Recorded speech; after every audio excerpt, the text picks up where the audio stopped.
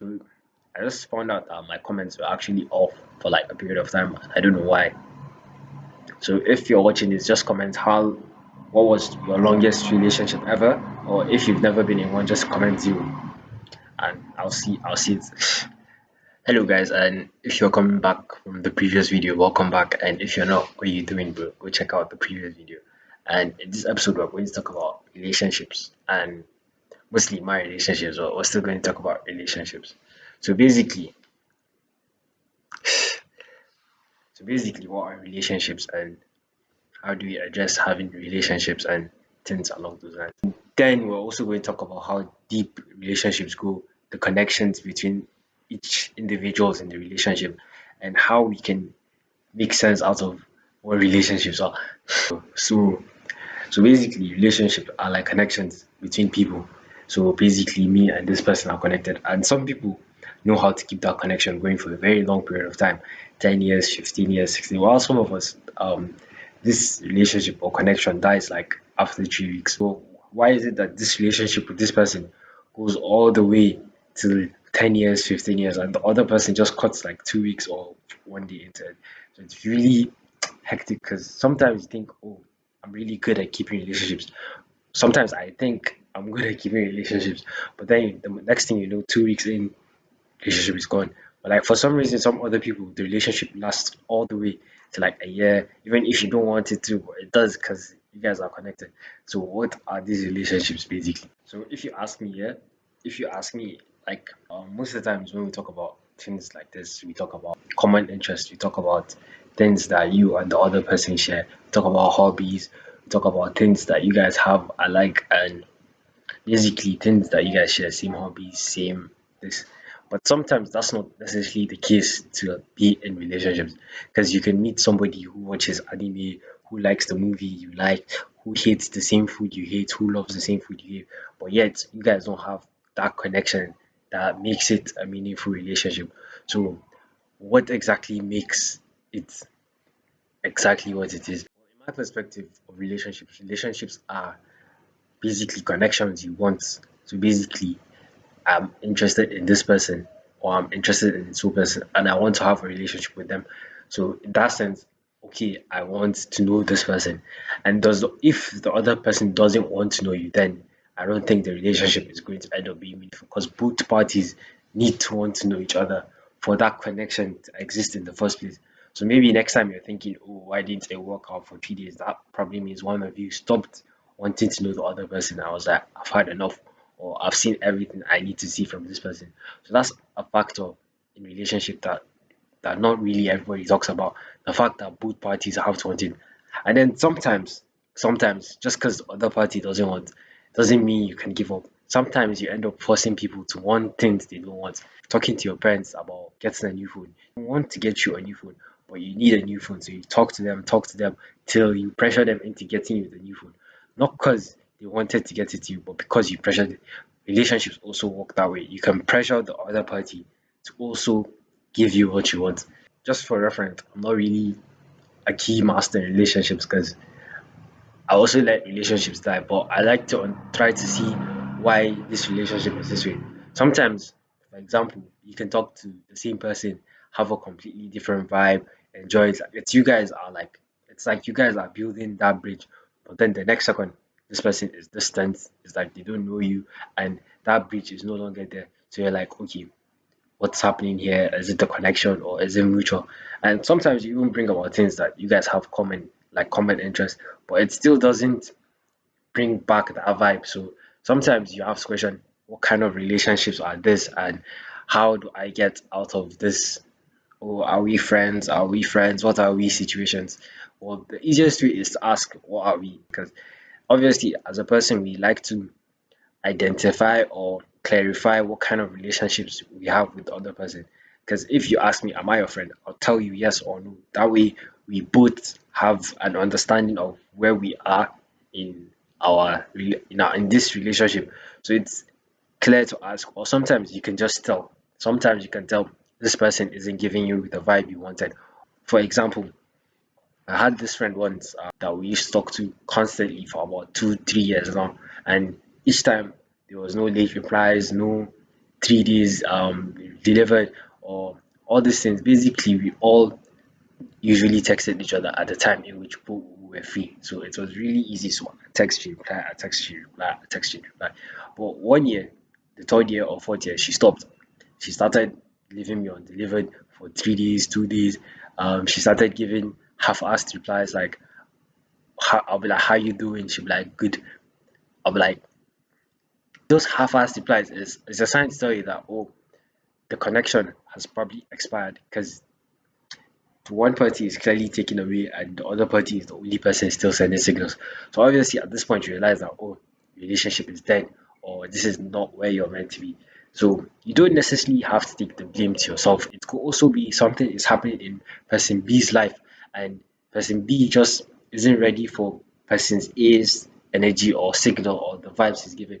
So they decide, okay, you know what, I'm removing person A from my life in order to deal with the things I have currently in my life. That's what I'm trying to tell you, that it's not really you, bro. It's them. You're perfect the way you are. So basically, how do you get to have a connection with person B? Connections are beyond just having same similarities and same habit, same activities, or hobbies that we engage in. So you get to know them on an individual level. Just because I play basketball doesn't mean I expect the other person who plays basketball to have the same mentality, same attitude to life that I have. So he plays basketball, he watches anime, and he also plays other sports. He likes watching football. He supports Manchester United, and these are all things we have similar. These are things we do similarly. We enjoy these things together, but that doesn't mean we're the same person on a individual level. On an individual level, we might have different personalities. Okay, I might be happy, easygoing, cherry, and nothing much going in life. While he might be a smoking addict. He likes watching um 1990 movies. He likes pirating things. He likes going out to parties, and these different characteristics are things you know on an individual level by getting to know the person, what they like, what they hate, what they do, their favorite. These are the personal questions that you should ask, things that help you get to know a person. So these are things that you use to assess, okay, is this relationship going to be strong, and is this relationship going to be weak? Sometimes you may assess a relationship to be strong. Okay, we both like the same things, we both do the same thing, like it's going well for like the first 2, 3 weeks, but like the next week they just forget about you, they just throw you under the bus. It happens. And these are things that happen in life. Not all relationships are destined to work out just because the connection is strong. Even though the connection is strong, it still feels because person B has other things that they're looking for that they just don't find in person A. But just remember, there's always going to be another person B, somebody that has the same interest, somebody that feels the same, not necessarily person B. Person B may be the most perfect person you met in your whole life, but you can always move on from the most perfect person you met in your whole life. Person A texts every day to ensure that person B is doing good. And person B has never texted once. Does that mean person A cares more for person B, or does that mean person B cares nothing at all for person A?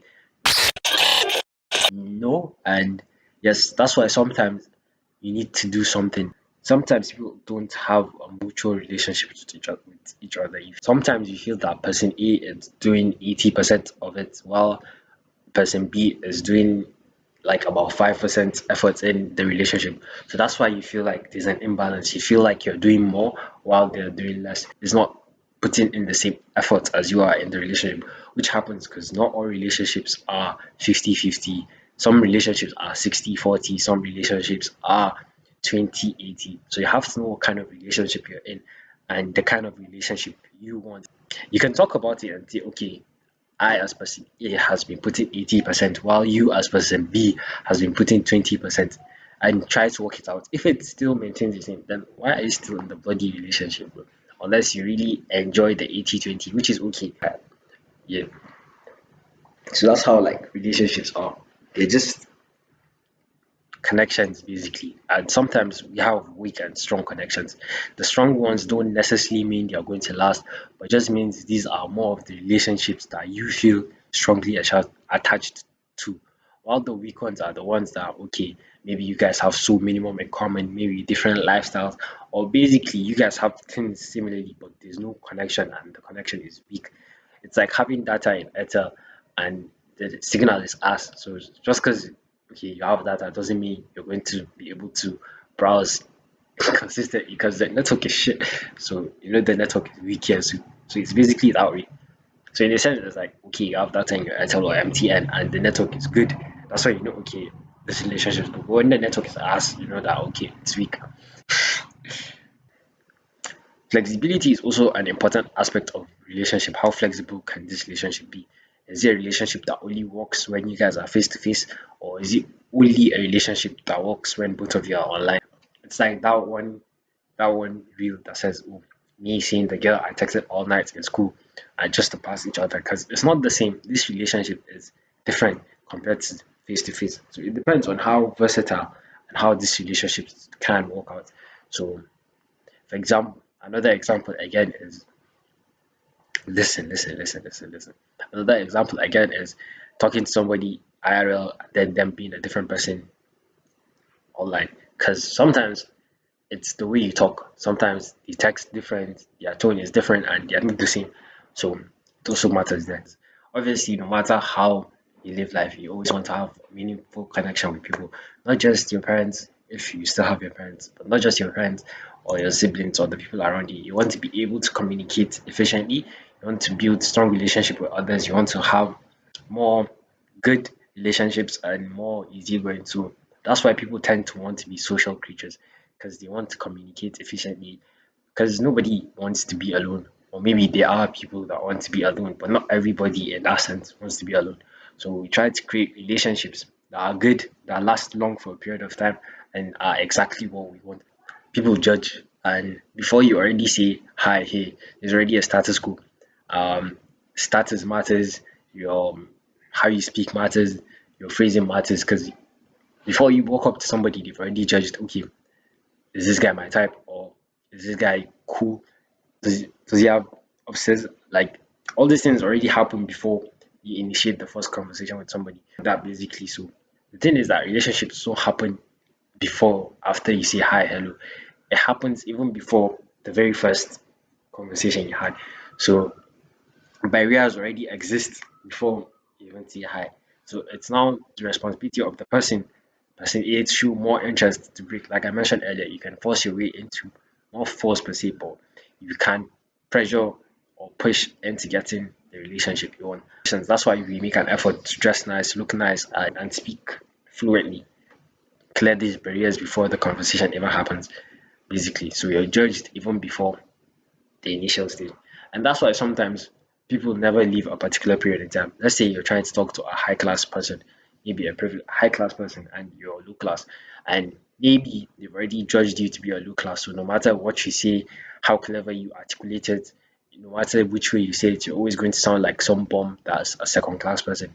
But if you're a lower class and you're trying to talk to a first class and you're just nice, you look like a first class person and you talk to them, they're never going to know that you're not first class. But even if they were to find out, they'll be shocked because they'll be like, nah, that person is definitely not lower class because of the way you dressed, the way you spoke, and your reputation, how you present yourself also affects relationships. So how do you go from looking poor class to looking like you're high class to a high class person? This is basically a question that I also ask because sometimes you notice that okay, you have a relationship with this certain person, but it's only for a period of time, and then after that it goes. Then maybe something happens that both of you share in common, and then okay, you start relating again. But then after that it dies because you guys don't have that much in common. Even if you did, that means the extent in which this connection lasts is just till what you have in common expires. So this is what I mean by not all the relationships are destined to work out. And even if you try to work it out, that means you need to have more things in common. You have to know the person you're talking to. You have to know what they're interested in. You have to be interested in it. You have to be able to talk about what they're interested in. And you have to be able to consistently do this for over a period of time. So sometimes you have to, is it worth it to know all these things? And is it not worth it to know all these things? So basically, relationships are like that. They're good, they're bad, they're strong, they're poor, and they take in a lot of effort. And sometimes you have to do more effort than the other, and sometimes you have to put in less effort than the other. And at the same time, relationships you want to get into start even before you meet the person. Sometimes it's since an earlier phase. Okay, they're first class, they're upper class, and they've seen you as lower class. So the relationship till the end is always going to be upper class and lower class, not really equal footing. But at the same time, it is a relationship. So sometimes how you present yourself and things that happen prior determine the relationship you have with the person. For example, somebody works for you.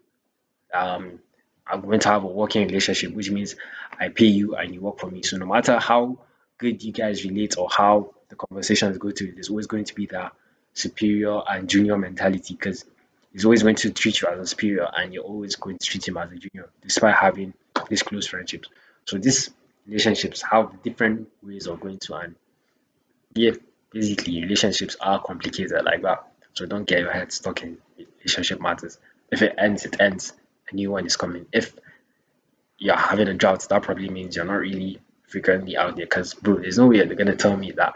Bro, even if there are 8 million people in the world, let's say in your country alone, there has to be at least a million. And then there's no way you're gonna tell me out of a million people, you can't have a decent relationship with one. For now, this is how the video is going to end. Maybe, maybe. If you made it this far, thank you for making it. And then if you haven't, then you're not going to see this. But anyways, thank you for watching, and I'll see you in the next video.